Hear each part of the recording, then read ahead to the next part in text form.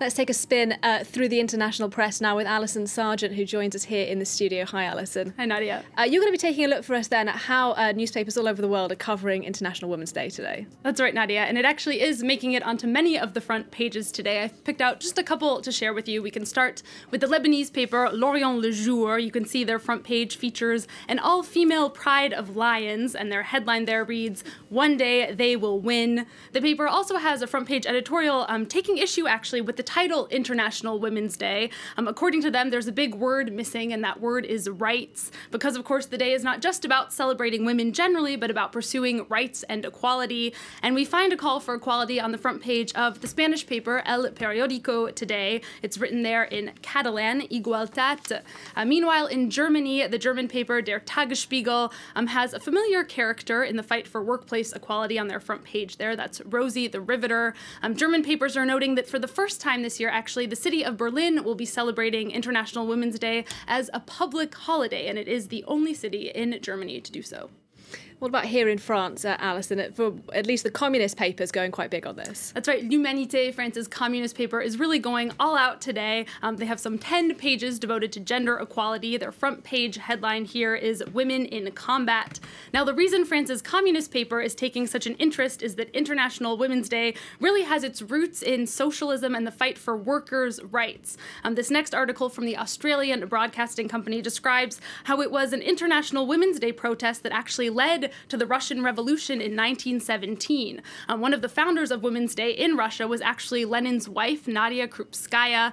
This writer wonders what would she think of today's business brunches, fun runs, and Women's Day merchandise. Indeed, I wonder.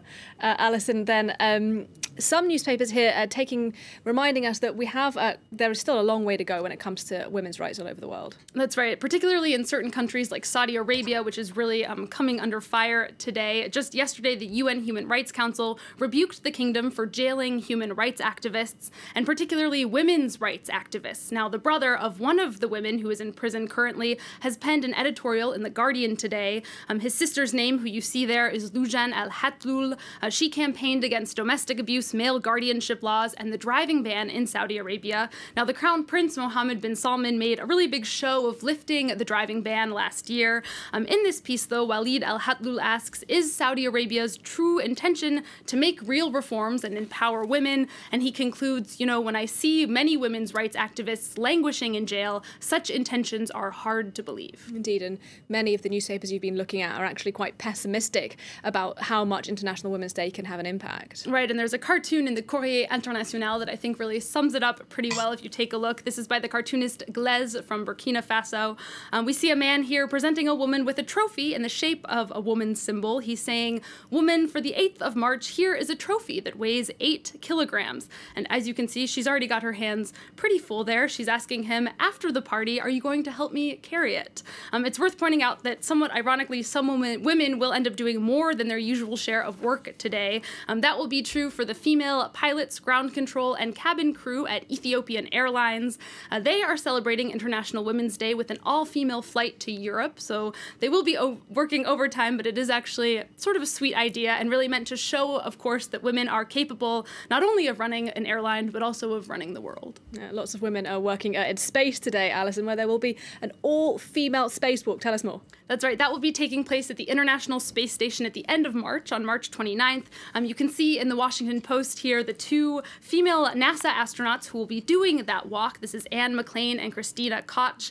They will also be guided from the ground by a female flight director and a female flight controller. The paper notes that of the roughly 500 people who have been into space, less than 11% of them have been women. The Washington Post points out that these two female astronauts were in a class at NASA that was actually 50% female, so reason to hope that we will see more gender equality in space in the future. Yeah, but of course, Alison, it wouldn't be International Women's Day with some men getting involved and frankly missing the mark pretty well. That's right. There's always at least one of these incidents every year. This one is from Russia. The Moscow Times reports that one town's voluntary military service posted promotional videos on their social media pages. You can see these photos here.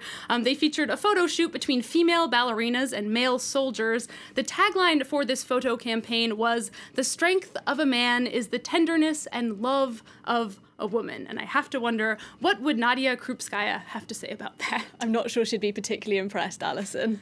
Well, thank you very much, though. That's Alison Sargent there with a roundup of what is making headlines International Women's Day in the papers today.